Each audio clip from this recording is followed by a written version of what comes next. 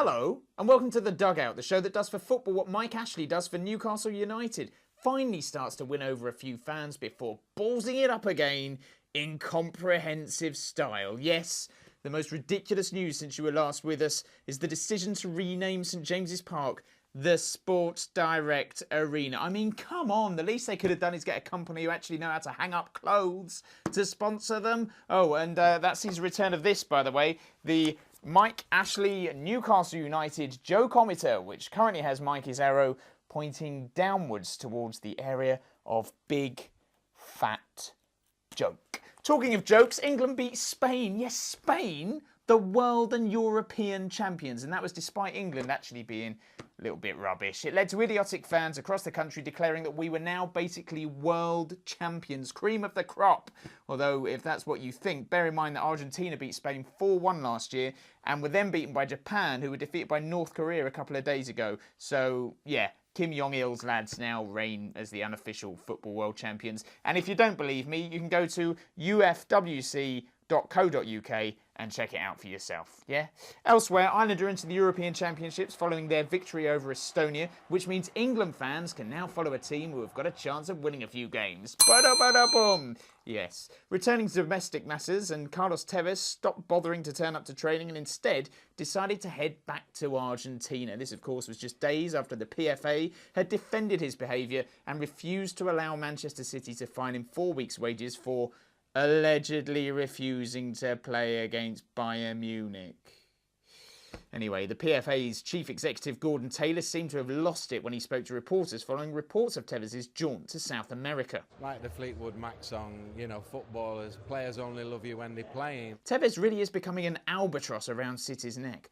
Albatross, of course, being Fleetwood Mac's only UK #1 single. Anything you can do, Taylor, I can do slightly worse. Mario Balotelli was spotted wearing a Man City shirt with his own name on at a WWE wrestling event in Liverpool, except it wasn't actually Mario Balotelli, was it? No, just a very convincing lookalike. That said, you wouldn't put it past him, would you?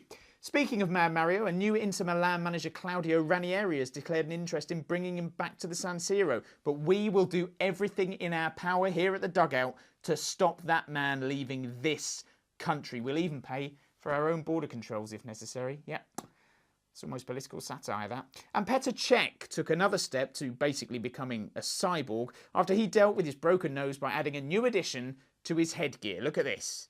Yep. And it's got us wondering, is he actually the real Batman? I mean, he used to hang out with Robin, didn't he? Aaron Robin. It's a joke.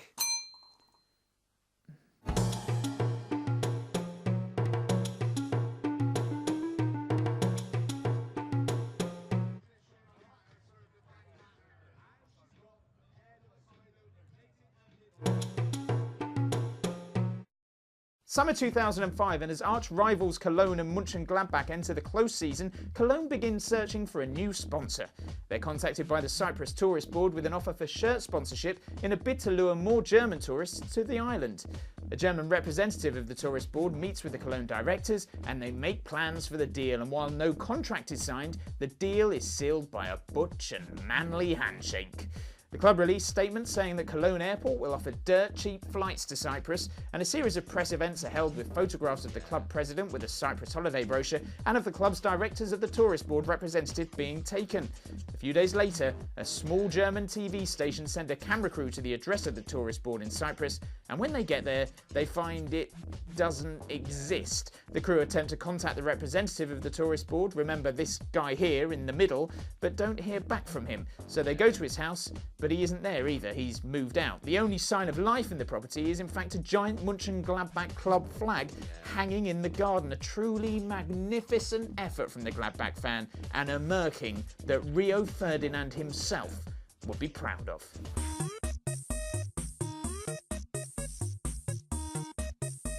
Get through the next 45 minutes. That's what's on offer for all of them.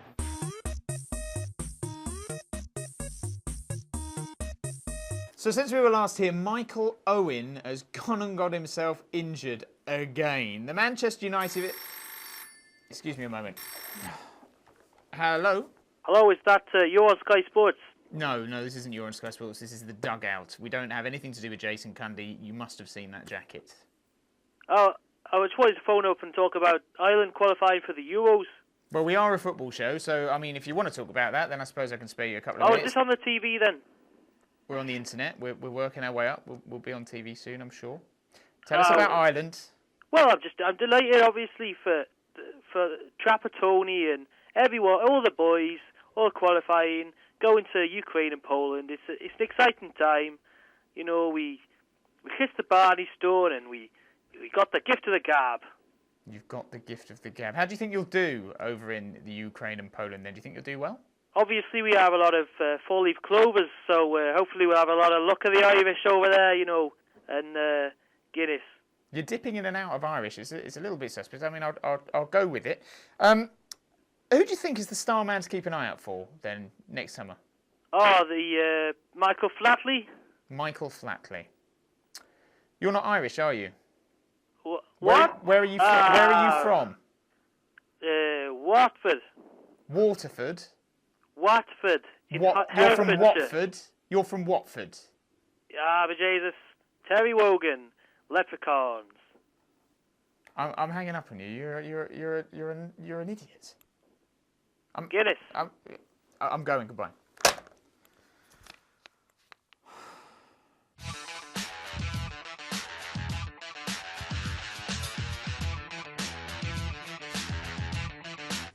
Be careful the cat. No say the cat is in the sack when you have not the cat in the sack.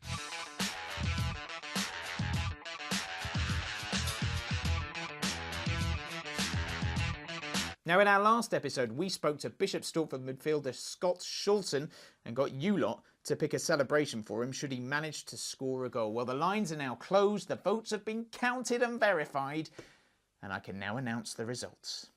In third place with 20%, it's Scott's usual celebration, punching the flag. In second with 30%, digging a hole in the ground. And in first place with half of the vote, it's sitting in the dugout with Ian Walker. And maybe giving him a little bit of a cuddle too. Since the vote, however, Scott has so far failed to find the back of the net. And Stortford now find themselves right in the relegation mixer. There's only one thing for it.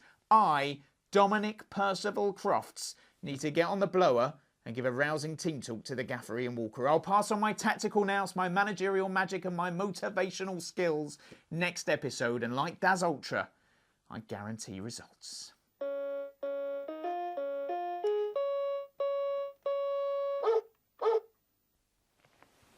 Aye! We start with the biggest story in Scotland football this week, and Scotland's under-21 Scotland side beat Holland's under-21 football side in a match in Holland. The score was 2-1 to the Scotland side. Holland should have won, but they were probably all stoned, weren't they? On drugs, I imagine, and sexualising women with dangerously relaxed prostitution laws while smoking drugs. In other news, Terry Butcher has been inducted into the Scotland Hall of Fame. The wee bloody-headed Englishman will see his name in the hall, which isn't an actual physical hall, but more of a metaphorical hall, alongside Scotland's greatest exports, Colin Hendry, Iron Brew, What's the Story in Balamory, and glue sniffing. Elsewhere, I've been keeping an eye out for people being clearly influenced and also ripping off the Tony Macaroni look. I appreciate my traditional Scottish style comes across as a novelty down here in England, but I'm only sticking to my roots. In this week's The Macaroon Oot and a Boot, a trip to the darts. Overweight men with potential heart conditions, scantily clad women who are dead behind the eyes, and jeering drunk idiots. Some may say it is a home away from home for a Scottish, but unfortunately I was unable to attend. Thankfully, this macaroni lookalike did show up, and we here at Och Aye the News found it hilariously funny. However, I have copyrighted my image, so if I see anyone dressing like that again, I will be forced to launch legal proceedings. And finally, news just in, and Football 365 will face legal action from the Dutch government following libelous and offensive stereotyping by one of the broadcaster's presenters. The incident relates to comments made in reference to the Scotland under-21's 2-1 win over Holland on Monday night. That's all for now. Oh!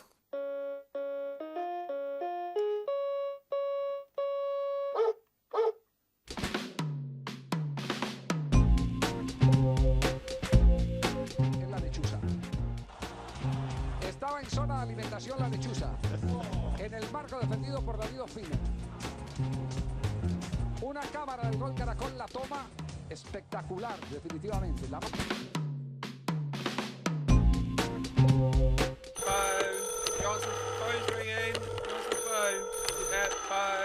Now, you might remember that we here at the Dugout continue to fly in the face of opinion by believing that voicemail is still the communication method of the future.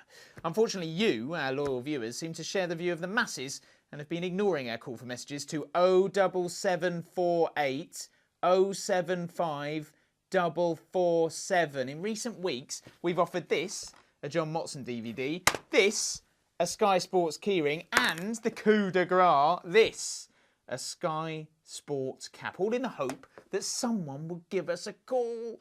And this week, someone did! Yeah. Let's listen to the message. Hello, this is Roberto Mancini, not Mancini, please get it right. I am calling to protest in the strongest possible terms about your feature, Hat of the Week. Clearly, it was not a hat, but an ice pack. The head injury left me in a tremendous amount of pain and has caused my accent to change. You'd hardly believe I was Italian now, would you? I found your so-called joke to be in very poor taste, so I will be sending around Mario Balotelli. He will tell you how rich he is, and then instruct you in the ways of the training bib. That could take some time. Tonight, my friends, you sleep with the fishes. Or near the fishes. Mario has a portable aquarium with him wherever he goes. He says he finds they cure his sense of perpetual discombobulation. Arrivederci. So, Roberto, we're sending this bundle of goodies your way, all the way up to Manchester, to say thanks for giving us a call and to apologise for any upset caused by Hat of the Week last time out. Well, that's about it for this week's edition of the Dugout.